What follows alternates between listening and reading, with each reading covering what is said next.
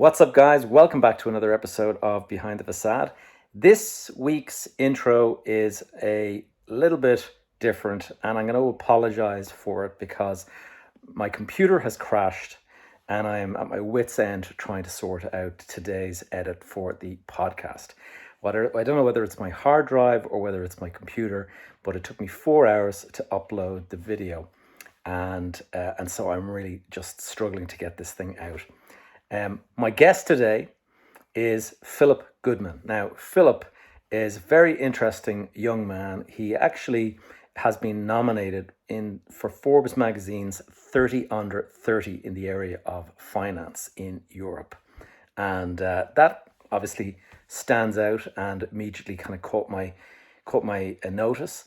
But what's particularly interesting for me in this particular conversation is that Philip's career path has similarly followed my own, insofar as I started out as an architect, practiced in a large firm before starting my own firm, doing smaller stuff and getting into development. And that is exactly what Philip is doing.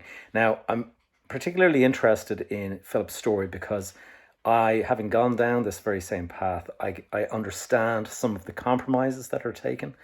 And it's interesting to see how he is going about building his business.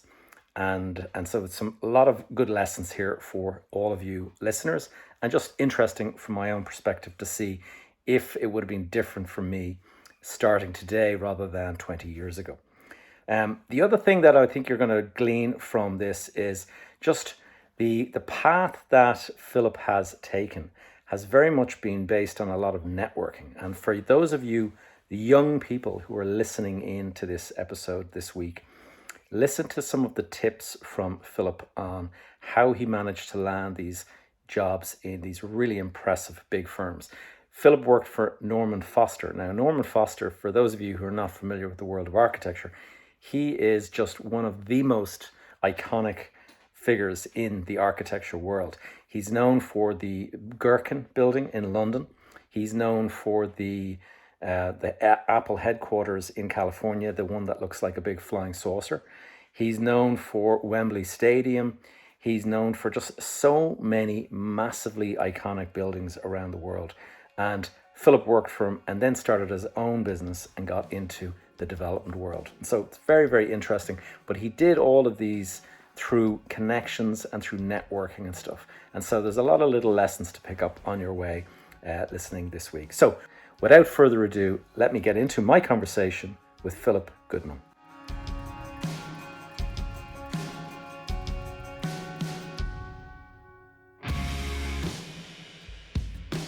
You are listening to Behind the Facade, and I'm your host, Gavin J. Gallagher. On this podcast, I explore the mental and emotional game often playing out subconsciously, both in your mind and the mind of everyone else in the real estate or property investment market. The key to success in this game is to master your mindset and behavior, to take control of your thoughts, your emotions, and most importantly, your ego. Welcome to the show. Philip Goodman, welcome to the podcast. Thank you, Gavin. Great to join you. It's really good to have you on. And just one of the questions I ask at the very outset of every podcast is just where in the world you are coming to us from. Right. Well, I'm in London. I'm actually at home, which is, I think, a trend of the work from home world that we find ourselves in now.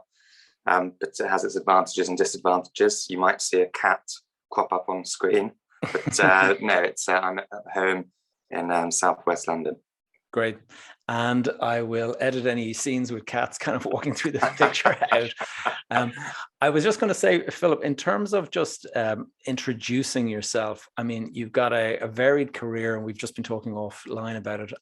Perhaps you just like to give people a very quick, the elevator pitch, as we say, as to what you do. Sure. Well, I'm an architect. I qualified as an architect. I studied up in Glasgow at the Rennie Mackintosh School of Art. It's actually the only university that accepted me at the time, so choices were limited. But I went on from there. It's a long course going, as you'll know, being an architect yourself. Went on from there to work in various places as an intern around the world, and then took up a residency at Foster and Partners with Norman Foster, and was there for around about 7 years. Had a fantastic experience there and dived into the world of development whilst studying and working, and found some challenges and opportunities that I wanted to address. I was very privileged to work on some fantastic projects at Foster and Partners, and really had done what a lot of architects would want to do very early on in my career, combined with not having any responsibilities outside of my own career. I had the opportunity to take the jump and start a business. Brilliant. We'll get into all of that in a moment. Before we do, I'm just kind of curious, what led you into the, studying architecture? And I mean, my trigger moment, I kind of think back to what kind of made me interested as a teenager in the idea of, construction and all that. And it was actually a trip in 1987 when I was a teenager, and my father brought me to New York City on a family vacation. And you stop in New York City before you move on to another part of the country. And just 2 nights in New York City and staring up, kind of creaking your neck, looking up at the skyscrapers and stuff. That blew my mind. And I came back absolutely convinced I was going to be an architect. Do you have any kind of similar insights, or tell us about your story? I mean, I don't think there's quite a sort of clear pinpoint for me. I've always been fascinated by architecture. I've always been very creative, more so than academic. And I wanted to really pursue the two worlds of creativity and academia, and architecture seemed to be that nice juxtaposition between the two. My friends at school will always remember me for working on Google SketchUp and designing sort of imaginary buildings throughout all my breaks and time off. And I was just fascinated by the opportunity to create space from nothing, and how that space could add to both the visual environment, but how it could also impact people's lives, just in how you use a property. Focused very residential when I was playing around, designing dream homes myself. And then had the opportunity to work on real projects, of course, that weren't just residential, commercial, institutional. But I think it was just that interest in how something that people use all the time can play such a pivotal role in their lives, and how it's a social responsibility to deliver quality. And there's a lot of architecture that isn't good. And I think architects have that social responsibility to look at the bigger picture, socially, environmentally, culturally, and respond accordingly to that. Interesting. Yeah. And certainly your career, I mean, Foster, we're going to get into your time at Foster, but you mentioned that you were an intern at various other places around the world. Tell us about your kind of experiences before you joined Foster. Sure, it was chasing girls. It was working in different places overseas through girlfriends that I had at university. So actually, I worked in New York for a period of time. American girl there. I worked for a firm that got bought by Gwathmey Siegel, so sort of reputable firm in New York City. I also met a lecturer who's a good friend of mine now, Kevin Erickson, who did a lecture at Glasgow. And I went up to him after the lecture and said, "Hey, I'm going to be in the city. Can I come and do some work with you?" He said yes. So we did a few competitions together. So it was nothing as mainstream as what I did back here in London, but it gave me an opportunity and mechanism to be in the States, to pursue a relationship, and to get an experience that's definitely shaped me, similar to as you've described, Gavin. Working in New York City as a prospective architect at the time was just fascinating. One of my favorite books is written by Jane Jacobs, and just understanding how the city works socially and almost organically, and making those observations on how people make places. It's not the buildings that form the places, the people that use them. And actually that then went on to one of the sort of concepts that I studied at university, which is something called affordance, which is how objects and spaces can afford different social uses to different people depending on their desires. So a fire hydrant is just that, but it's also a place to perch when you're waiting for a taxi. So that objects has a level of affordance. And I love that, seeing how spaces were used by people. And New York was a great opportunity to see that. Interesting, actually, it just popped into my head the term you use, affordance, and one of the items that this is kind of a cheeky way of saying it, but we've installed gardens in some of the projects that we've worked on, and we put these beautiful stone sort of raised flower beds, and with a nice stone edging. And the which is also the affordance is that the skateboarders love it, and they do their flips up, and they scratch the whole thing, and they destroy it completely. So you end up putting in these you end up putting in these little stainless steel kind of nibs to try to prevent that. Yeah, absolutely. Well, that goes into a wider conversation of, is that a negative thing? It's, nice to see people use space. Obviously, there's the damage aspect, which isn't appreciated. But it's interesting you say that, and I know we'll go on to talk about it. But one of the projects that I worked on at Foster and Partners, we had to design the angle of the facade so that pigeons couldn't sit on it. Right. And the 30 degrees is the magic number there. So anything more than 30 degrees, they can't stand on. But if you did it flatter, they'd of course sit on it. The professional advice was make the other buildings more attractive for the birds to sit on. And that comes back, I guess, to that architect's responsibility. And we have to know so much about everything. Famous quote that an engineer knows a lot about one thing, architects know a little about everything. Yeah. But it's so true. But that's what's interesting, right? That's what fascinates us, and it's so true. Yeah, keeps us learning. And the jobs that I've always enjoyed the most personally were actually the ones for myself, where, the residential project where you're kind of doing up your own home or something like that. I always just really sort of poured over the drawings and really kind of, because it's for yourself. There's no kind of commercial aspect to it. So you can just indulge, Tell us first about getting a job at Foster's, because Foster, for anyone who's listening, who is not familiar with the world of architecture, Norman Foster is probably one of those what we call starchitects, and they're an iconic architect. They've been around, like Norman Foster. I can remember when I was studying in college, he was like the name that we all tried to kind of emulate, to try to copy some of him and Renzo Piano and all of these Richard Rogers and stuff. And he was just one of these guys that did the most incredibly modern looking buildings. And he's gone on to become this, he's one of the most successful architects on the planet. Big firm in London, flies his own airplane or helicopter or something. I remember hearing different things. And so clearly, enormously successful in the scheme of things. So tell us, first of all, how did you come to start working for Foster and Partners? And then you mentioned earlier that you actually worked quite closely with Norman himself.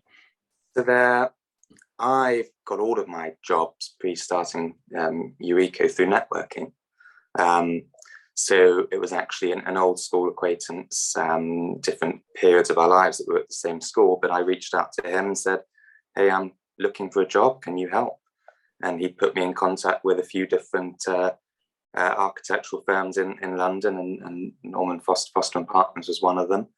And I applied. I got put directly in contact with one of the partners there and sent through my portfolio, spent a lot of time working on that and the cover letter, and got an interview relatively quickly, I think. And I think from memory, I was told that I was one of the, nothing to do with my caliber, just timings, but one of the first people rehired after the sort of big redundancies that the whole industry went through the 2008-9. Right. So I had my interview quite quickly, but it took me a long time to get a response back. So much so that I had another job offer working again in New York City, that I took the job, had moved out there, and after a week of being there, they said, you've been offered the job. And back in London. Wow. I went up to my boss and said, I'm really sorry to do this, but I've got to take this opportunity, and I'm off next week. So much to his frustration and disappointment, he said, off you go. And I came straight back to London and started there. So that's how I got in, really. We'd just done our third year presentation. So I had a lot of materials polished and finished that I could put together. I had the beautiful books that all students do, and So I had a nice portfolio to take to them, which definitely helped. And were you I got on very qualified? well. Were you I qualified at was, I this? was part one at the time. Okay. So I'd done my first 3 years, and I went for them for my first year out. Did a year there, explored going back to Glasgow.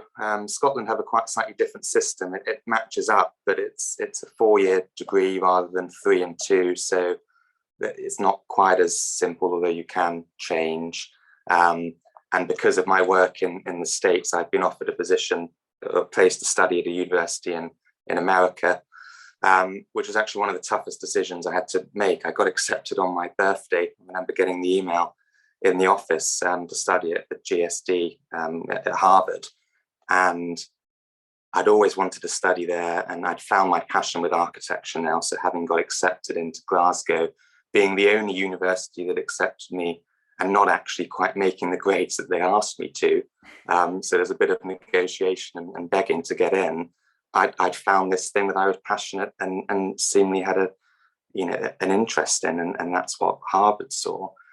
So it was quite a big decision because it's $180,000 for a 3-year career, and as an architect, architects aren't necessarily the most highly compensated. Yeah. So from the return on investment, was it going to be the right decision? But it was the best school to study architecture at. So I spent a lot of time speaking to my boss at Foster's, who I've become very close with, very much a mentor for me professionally and in life, a guy called Michael Jones. And I spoke with him and sort of said, along with others, that we're not going to change our view on you. It's all about your portfolio, and we've seen what you can do. We've got through that stage now. So it's not really going to change us, and we're not going to pay you more if you go there. That's not how we work. So I thought that's interesting. That's the first negative against this offer. So they had an open day there, and I thought, I've got to go to that. So I managed to get a flight and went over and spoke to a few of the professors there. I won't mention names, but certain quite high up, and said, why should I come to Harvard? And they said, it's about the contacts you're going to get. And I thought, hold on. I mean, this is going to be about the education I'm going to get. And I think Harvard's a different conversation. I think now it's one of the biggest investment funds out there. It could stop charging fees and still billion. Sustain itself. Yeah. So, the education, I'm sure, would have been good, but it certainly wasn't a sales pitch. It was the contacts and the network that you would get. And, I was very happy where I was at the time. I wasn't looking for another job. So I thought, well, I don't need that, and I'm not going to get paid anymore. So I also went down to the Foster's office in New York City and spoke to the partners there and said, are you going to pay me anymore? Is it going to be any different? And they said the same thing. So all the facts were saying, don't do it. It's still a little bit sad that I didn't go. I think it'd been a great experience being there, and I'm sure I would have learned a lot. But at that point, I certainly couldn't have afforded to go. So I decided to go back to Glasgow, and Foster's sort of quasi-sponsored me through that. They put me on a contract that enabled me to work with them whenever I wanted to, weekends, holidays. So that helped me pay my way through that. And after my 4th year, which is when you officially graduate in the Scottish system, I then came back to Foster's for my summer period, started working on an incredible project in New York, which was a life-changing project for me, and said I can't go back to university. So I worked full-time and studied full-time. And that was a year of 130-hour weeks. Wow, yeah. And I was doing your final year of architecture, which, as you know, and other architects listening, is hard work, whilst working on a competition with Foster and Partners for a year, which, as architects will also know, is very hard work. So I probably crammed 3 or 4 years of experience into one, and I'm very glad I did. I wanted to segue into the actual person himself, Norman Foster. I mean, being such a successful person, was there any habits or behaviors that you saw from your position there, just of what has made him so successful, what has made the business grow to the size that it is?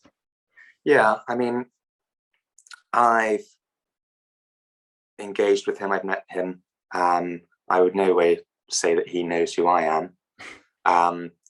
But I also had the luxury of doing my part 3 whilst being there. So that enabled me to dive into the business a little bit more. And as a businessman now running my own, I understand how the clogs work, and it gave me a little bit of an insight. I think Norman, I know Norman, he's an innovator. He's a visionary. He is still very actively involved in the business as an architect, not as a businessman, not as a financer, as an architect. What age is he at this stage? He's in his very good. I would say in his 80s. I couldn't put a number on it.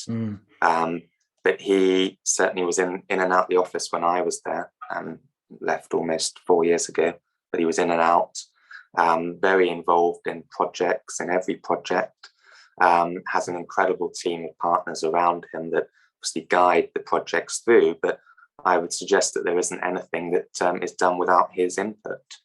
And part of that is for the continuity of the brand and his vision. But also it affords the opportunity for people that are so close to a project that to have someone with that knowledge and experience just take a step back and say, have you thought about this? And there were often cases where he would just have a very small suggestion, which you think, wow, why didn't we think of that? And so that was very refreshing and just inspiring to see. His mind works in 3 dimension, which you would expect from an architect, but he can understand everything perfectly. And from the facades to the buildings that we were working on, there's never a point where he wouldn't get it. And it was just fantastic to see. And for him to bring this, innovation is the word that always comes to mind to everything that we did. An incredible man. And you worked on a project that really interests me, and it's another iconic name and another iconic brand, Bloomberg. Yeah. And what's interesting is people recognize that the Bloomberg headquarter building in London cost something like £1 billion to build or something like that. And everyone kind of blows their mind. But then you think, well, this person went out and spent about that amount on his presidential bid in the US election against. Yeah, different world, right? Yeah, totally different world. And so, just tell us about working on that project, because the scale of investment and stuff is absolutely huge, but you did it working in Norman Foster's office. And so, tell us. First of all, it was a privilege. It was a fantastic project to be involved in. And the time at which I joined the business, it just been going through the planning stages, and I took it with the team, incredibly talented team, of whom many remain very close friends, all the way through to practical completion. So, coming out of university, working on a real project in London that's getting built to that caliber, Sterling Prize winning, was a opportunity that I will forever be grateful for, and enabled me to really tick that architectural itch, along with other things, quite early on. But Mike Bloomberg is an engineer, so he has a creative mind. Yeah. I think him and Norman were an incredible team. Both of their visions combined by this checkbook to support it meant that really anything was possible. And it's not one of these buildings, as you see, Gavin, that is glitzy. His name is very carefully etched onto one stone column. It's very understated. It's about giving back to the city. It's both in terms of its design and its social context. There's no canteen in the building. That's because his belief was that your guests in the building, his employees, so you should go out and explore and eat in the city, not be contained within your workspace. The way that the building was designed for social collision and collaboration, completely open plan, the staircase that spiraled through, the fact that you had to enter onto the 6th floor, the pantry, to then work your way back down to the desk, meant that you couldn't be isolated. And that informed collaboration and that integration that it improves any business. That's interesting. Yeah, it's very much like when Steve Jobs was designing the building that Apple were working in at the time. He did something very similar. He wanted people to kind of meet at a central point and kind of bounce off of one another and to create that kind of interaction that happens. Whereas if you're going from your little boxy office to the elevator, down to the canteen, back up to your boxy office, like that's it. You don't ever meet anyone except if you happen to bump into them in the lift or something. Absolutely. And that's, we can digress into the impacts of working from home. But I think as a general rule, the more senior people within the business quite enjoy it because there's less disruptions and they can focus. But the impacts to the younger generation that won't have that opportunity to hear people, to socially collide into people, to go up to a desk and ask a question. I mean, it's not, especially in the creative industry, scanning, sending a drawing across doesn't have the same effect as sitting down with a cup of coffee and sketching. You don't get that level of quality working with. It's so true. There's two things that pop into mind when you from this straight away. First of all, the mention about the canteens. One of the issues that so I run this business park here in Dublin, and we have a number of big multinationals, and they have moved into these, taken an entire building, and the first thing they do is put in a canteen for their staff, and it's dreadful. It's great for the staff because they can incentivize their staff and they subsidize the meals and stuff. So from that point of view, I can see why they would do it. But from me as a person who's running the park, it's dreadful because everyone just goes down to their canteen and sits in, and we have food and beverage outlets here. We have a cafe, we have a restaurant and stuff. And those guys don't get anywhere near the numbers of people that they would if there was no canteens. You have people mingling, and we have a Wednesday market that we put on here, and where there's the stalls that come in with the different cuisines and stuff. And that's our way of introducing a bit of variety. But if you were to bring in another 2 or 3 restaurants, there should be sufficient people working in the park to actually accommodate that. But with so many canteens, it just doesn't work. So it's that is one aspect. And then the other thing you mentioned is the work from home thing. And in the professional, we have a couple of professional firms here in the park, like architects and engineers. And they are the ones that have said, like, most vehemently that they can't wait to get back, because things like graduate students and stuff, you cannot, train up somebody remotely. I can completely relate to what you're talking about in terms of, like, I'm a senior executive, and for me, working from home or working from the office with the door closed, it's just perfect because I've got no distractions. I can kind of get on with it. Yeah. Whereas somebody knocking on the door, pestering me, well, I say pestering, but actually they're looking for feedback or whatever. And so I should be open to that. But it's so true. Like, a young person, you learn so much from osmosis, just sort of sitting there, overhearing the conversation. Like, even if your boss is having a difficult conversation, you're learning from that difficult, how they phrase certain things, and and then they put down the phone and they might say, "That effing client," Yeah, absolutely. That was a big thing that actually I was told very early on from the partner that I work with is don't wear headphones.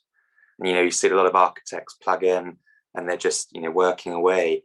But for exactly that reason, listen to how they speak to clients, how they solve problems, how they talk to other people as a manager and as a professional, as a consultant.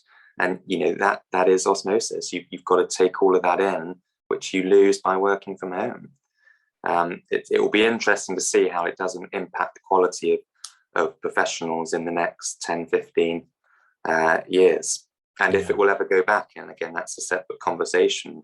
And of course, there are advantages to working from home in terms of well-being and quality of life, and infrastructure was overwhelmed. Cramming onto a tube or a train, it was becoming expensive and tiresome. And that opportunity to work 1 or 2 days at home, and maybe that is your private time. That's where you get everything off your plate, and then you go in, and when you're in, you're a little bit more open to engage and have those interfaces with people, and that could be a positive thing. I don't think the office is dead. I don't believe that at all. I think it will be this hybrid work from home situation where it's 2 or 3 days a week either side. Yeah, I think you're right. Just going back to your time on the Bloomberg building. First of all, for anybody who's not familiar with it, can you just give us some of the accolades, whether you agree with them or not, the various accolades that the building has managed to earn? Sure. Well, I mean, the main one, and we're all most proud of, is it won the Sterling Prize, and Sterling Prize being architecture's highest, or one of the highest accolades you can be awarded for a project. So that was something that we were very proud of, and very well deserved. It's also one of the most sustainable buildings, if not the most sustainable building in Europe in terms of its accolades. And it is just socially a fantastic space. I mean, Mike Bloomberg had the opportunity to make the building bigger than it could have been, but he gave back to the city and formed these public squares. So I think for me, and particularly with my interests, the biggest success of the project, and the biggest positive that it gives back is what it gives to the city. I mean, you would have seen it walking around, people just sitting outside, reintroducing the road from Cannon Street to St. Paul's through the arcade. It's just fantastic. The River Walbrook underneath. We discovered one of the largest findings of Roman artifacts during the excavations. The Temple of Mithras was already known to be on site, which had been relocated previously to its non-original position. But there's now a museum, a free museum underneath the building. The temple has been reinstated back to its original location. The artifacts found celebrated. And, as a developer, thinking of the cost of doing that doesn't directly benefit you, and to see that this man and corporation do that, it's inspiring. Yeah, very inspiring. Doesn't need to do that, and that's just one example of the ways he's given back. Yeah, because I know quite a few developers from the sort of 80s and stuff, and if they had been in the same position, it would have been bulldozed. Say nothing about that. It would just be washed away. Like. Yeah, no, but reinstating it, and if you get a chance, and anyone listening gets a chance, go. You book online. But it was worked with a sort of a stage designer that's undermining their true capacity, but I forget what we would call them as a consultant. But they did the effects for the World Trade Center Memorial. Okay. So they had some fantastic light tricks that sort of form the external walls of the temple. Sound displays that when you actually go in, you get as much of an interactive, immersive experience as you possibly could get from something that is thousands of years old. I think one of the the other fascinating things is, and something I can talk more on because I worked specifically on it, was the natural ventilation aspects of the building. Now, most offices, as you'll know, can't open the windows for different reasons. And they're typically air conditioning, which in itself is very unsustainable. So the concept of getting natural airflow through a building, particularly of that size, working with the buoyancy of how it enters and then gets drawn through the building, was an incredible feat of engineering. And the facade that hangs off are not only solar shading and not only beautiful, but they are naturally ventilated pieces of engineering. So it allows the air to pass through the facade, through an attenuator that takes out the sound from the busy street. Depending on where it comes through the building, it can be warmed or cooled. It integrates with the ceiling, and that whole sort of design just to get air into the building and reduce the carbon footprint and the performance of the building is fantastic. And again, something that didn't need to be done. And that was something that, so when I joined, it was an aspect of the building that was never really, it was after planning. It would have been a huge change, huge cost that the client wanted to explore. And I think it's not unfair to say that the general consensus is that it might not happen. It's too late in the game for this drastic change to happen to the facade. So I was put on it because it probably wasn't going to happen. And a few months later, it happened. So the building got changed to a naturally ventilated facade. Wow. And at great cost. Mock-ups have been done and redone. And, again, it goes back to the vision of both Norman and Mike Bloomberg to constantly improve the building at whatever cost and give back to the users in terms of the feel within inside it, but also the greater environment. It's incredible.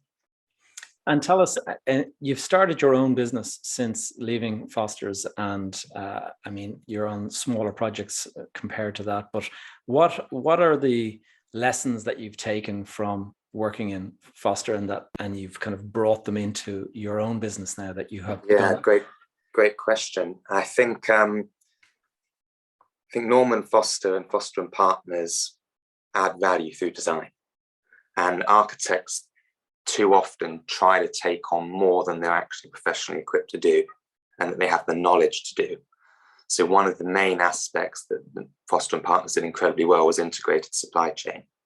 So they design the intent, the look and feel, the performance, but then they work with the suppliers and the contractors, often through a two-stage tender process, to work together and develop that aspect of the building.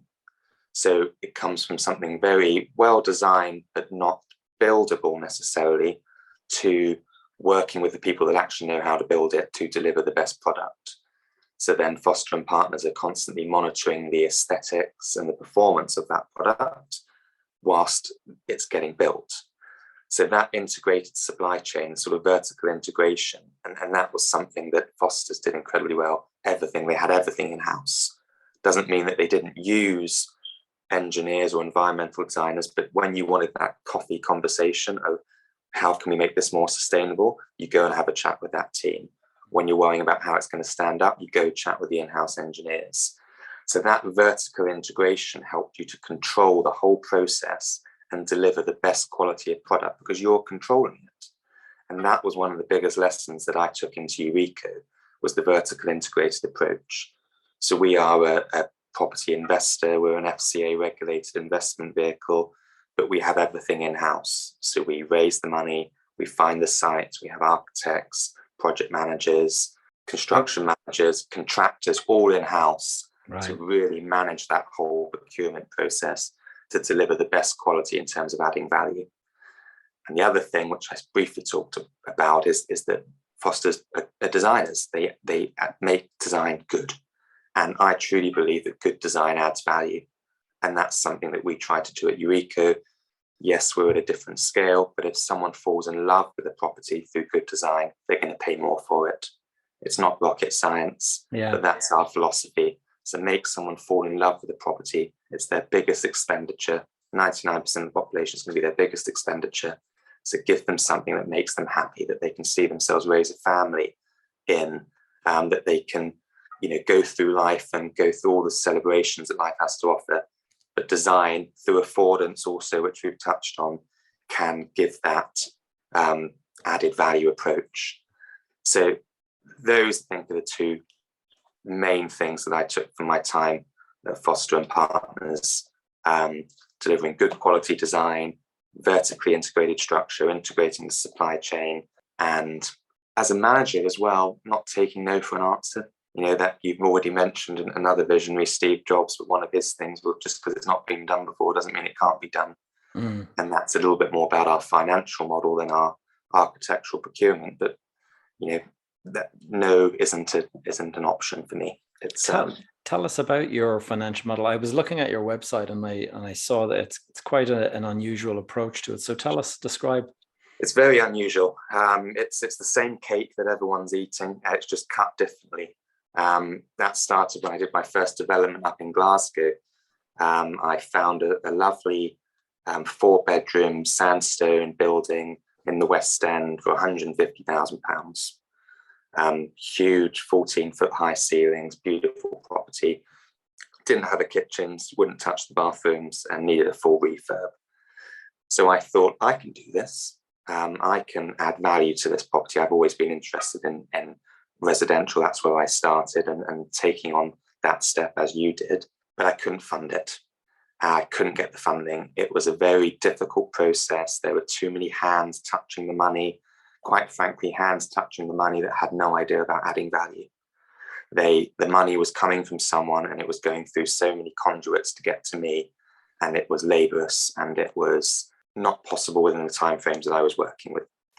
So the only other option I had was putting forward a business plan and going to friends and family, as any small business owner would. So I went to them and said, hey, can you help me buy this property? I've got £30,000 in savings. That's all I had to my name. I can afford to do the renovation costs, but I need your help buying it. So if you put your money in, I'll put my money in. So that was the first investment concept for Eureka. I then thought, hold on, the thought of charging you fees to give me your money, which a lot of investment funds do, doesn't make any sense to me. You're giving me your money to do something that I need to do to generate an income for me. Why should I, what right do I have to charge you fees? So many investment funds do that, and it's completely outdated. You can see with apps like Robinhood and a lot of these more contemporary funds don't charge fees, but it often comes at the compromise of professional advice. You could go onto one of these apps, put all of your life savings in and lose it all. So that didn't sit well with me. So I thought, not only am I going to put my own money in, but I'm going to go in as subordinate debt. So before you lose a penny, I'm going to lose everything that I put in, because you're trusting me to deliver this scheme. I'm saying that I'm professionally equipped to do so, so I should put my money where my mouth is. And then, so that was the second concept. The third being, I shouldn't get any money out of this until the end, so we'll do it on a profit share. So those are the three concepts that really: co-investment, subordinate debt, and profit share. And we still, as a business, don't take on any third-party debt, because as we sort of our starting conversation before we hit record, that works well if it works, but can carry a lot of risk. Yes. And at the time I started the business, it was when, and bank interest rates are still very low, people were looking for a capital preservation opportunity that delivered a little bit more in the bank. So I wanted to set up an asset-backed capital preservation investment model that allowed people the confidence and security akin to a bank, but got them a little bit more money. So that's what started the investment model. And from that first property, it's grown. We're in contract now for 107 units. We're FCA regulated. We have investors from all around the world, and we are getting confidence from people because we are accountable. Right. And investors know that if they lose, we've lost. And investors, sophisticated investors and any investor should know that if you put money in, you may well lose it, which is all well and good if someone else is going to take that risk with you. If someone's willing to lose your money and they've taken their fee up front and there's no repercussion from them, and their only response is, you should have read the small print, that doesn't sit well with me. And that's what we're trying to change in the investment sphere. And it's a slow process because we're swimming upstream, and we raise a lot of money from people that charge fees. So, that's a difficult conversation to have. But investors know it's the right thing to do. We know it's the right thing to do. And we're slowly breaking through. And when you're taking money from investors, is it in the form of a first charge kind of debt? Yeah, right. Absolutely. So at the very you early don't bring stages, partners in. So no, at the very early stages of the business, I mean, the first property was in my name. So it was just a contract that said you get the first charge security. As the business grew, much like all developers, we were acquiring in companies. They held shares, as did the developer in the company. They were given a first charge and the security of that. And now it's slightly more complicated as we moved into the fund structure, but the principles are still the same. We co-invest on every deal, and they're underwritten by the capital that we put in. So your investors put in capital and you put in capital as secondary. So if they get paid and before you get paid. Yeah. So in a very, well, no, they get their money back before we get our money. Okay, gotcha. Yeah. The profit is split. So once we hit the profit stage, so I typically give 3 examples. I say if we're buying a £500,000 home, the investors would be at one or a group of 3 or 4, put in the money to buy that £500,000. Eureka, my business, then pay for the legal fees and stamp duty. So we want the investors to be purely secured against the asset value, no overheads. So we pay for that, and then we pay for all the development costs. So we are responsible for making the right decision on what's going to add value. So we might put in £250,000. In an ideal situation, that probably sells for £1 million, and the 250 profit is split. Is it 50-50 or how is it? How do you split? No, Eureka takes slightly more of the pie because we are taking a lot of the risk as a subordinate investor, and we don't charge any fees, so there's no uplift on our contractors or the management. It's just we take nothing until we deliver what we promised for you. Right. So in a break-even scenario, 2008 structure, maybe that property expecting to sell for £1 million might sell for 750. everyone gets their money back unharmed. But if something really goes wrong, either through our initial appraisal on the site value or our development decisions, and that property might sell for 650, well, that's our fault. We've done something wrong, and we take that loss. That's the right thing to do. So so using that example, the 500 that goes in, the people who've put the 500, there's no coupon on that or anything. It's just whatever. We've explored that over as the business has grown, and particularly as we're taking on large projects. That sort of model becomes more challenging as the asset that we're buying might be 3 million and the development cost might be 9 million. The risk reward platform there really is warped into the investor's favor. So we've looked at exploring that, but much with any business, we like the simplicity of investors go into the asset. We fund the cost that we are taking responsibility for. So we're working on structures internally at the moment that enable us to keep that simplicity. Very interesting. And I noticed that you've obviously made some headlines with this, because I noticed that you've been nominated for the Forbes 30 Under 30 in the finance space. So congratulations on that. And what would you say is it your approach that has caught the attention of the likes of Forbes and stuff? Yeah, I think it's nice to see an architect on a finance list. So it's very rare that architects are linked to financial strengths. No, I think it's very simply that we're just trying to do the right thing.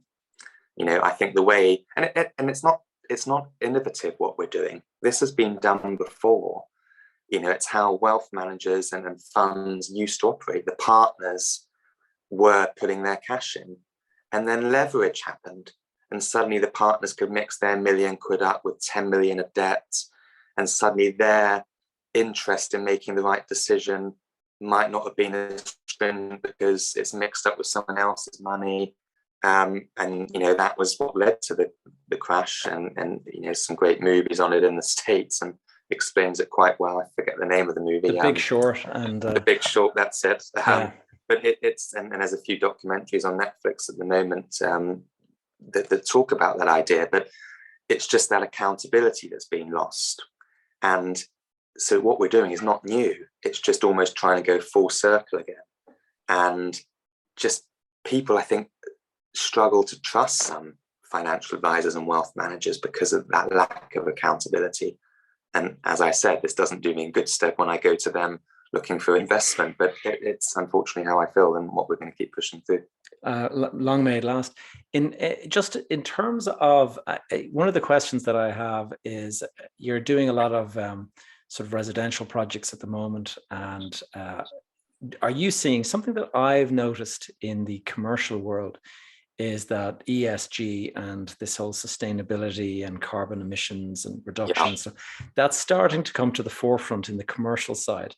Are you seeing that happening in terms of the funding side and in terms of just investors and their approach? Yeah, absolutely. And I've already spoken about my interest in sustainability, so what I'm about to say isn't meant to demean that, but I think a lot of funds use it as a tactic and a play.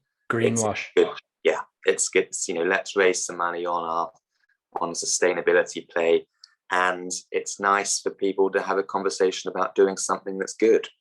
They've not put their money into something that people don't want to talk about. They can also talk about a positive investment. So we certainly see that from a lot of investors that we've approached. That, are you being sustainable with your approach? What is your sustainability strategy? How are you reducing carbon on your developments?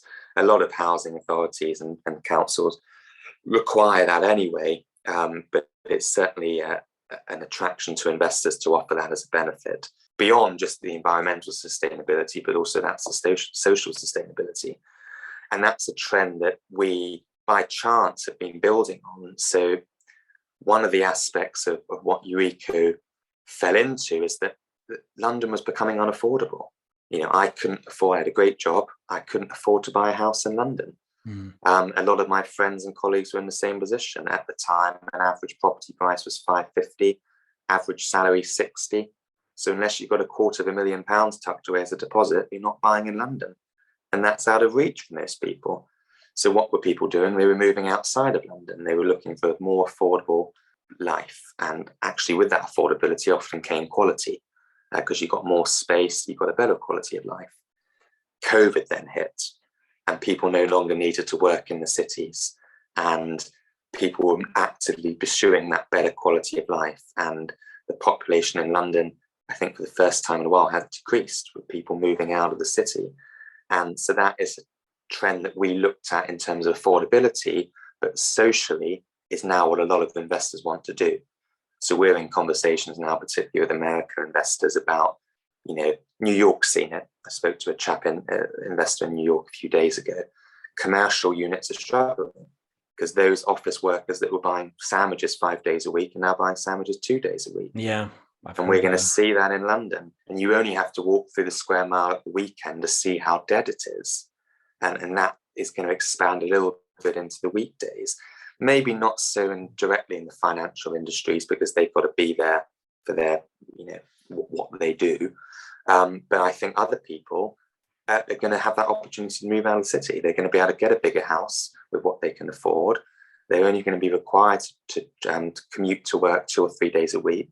So that means they're happy to accept the hour-and-a-half commute rather than limit it to an hour. And therefore, funds and investors are interested in that social movement into commuter belt areas of London. Now, why have larger investment funds not done that previously? Well, it's a lot easier to put £500 million into a tower block in central London than it is in outside of London, because the values don't compensate it. So you've then got multiple sites, and that comes with its management difficulties. So what we've been working on over the last 4 years is, how do you solve those management constraints? How do you develop a kit of parts? And going back to your earlier question about what I took away from Foster's is that kit of parts. You look at a lot of Foster buildings and they have similarities. The detailing is exquisite. I used to be able to walk past a Foster's building and just know it was them just by the way that the building touched the floor. But what they have is a kit of parts that they often use on other projects. And that's what we've taken into Eureka. So we've designed this system that we can give our kit of parts to a local team of builders that will then have the professional support from us, the funding from us. They don't have to worry about getting paid and don't have to worry about getting tenders out, which they'd have to do by themselves. So they come and work with us, and suddenly we can then solve that granular modular issue of, how do you put £500,000 into commuter belt areas? Well, we can do it because we've got this infrastructure. And that is a problem that we were looking to solve, and we're getting very close to solving it. But that's typically, I believe, why a lot of these larger funds focused on prime locations, because it was the ease of deploying capital. Yeah, very quick and easy. Yeah. I'm conscious of the time. Philip, in terms of my final couple of questions, I always like to ask, first of all, the best advice that you got in the last number of years working in your career or prior to that. Great question. I think the best advice that I've had is always hire people more intelligent than you.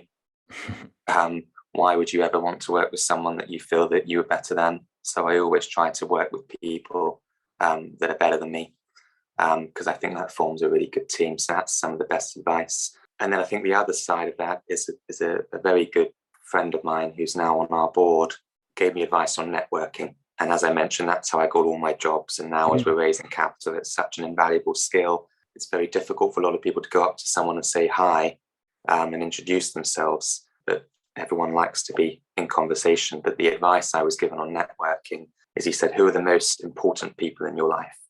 So if I asked you that question, who's the most important group of people in your life? You might say family. Family, wife. Yeah, exactly. Who are the next most important group of people? Friends. And then you might go to colleagues. And networking should be structured in that same way. Not saying to make everyone part of your family, but don't jump in with what you want. You've got to get to know people, work out how you can help them. What do they want from you? And network in that way that it can be mutually beneficial and support each other.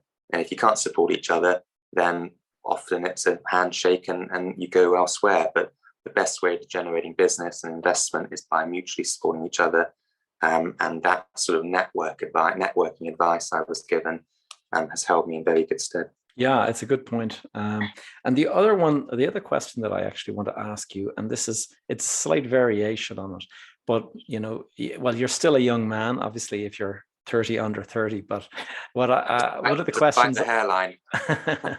One of the questions that I have often for my guests is, if you were to meet your younger self, say your 18-year-old self today, what advice would you give that, knowing what you know now?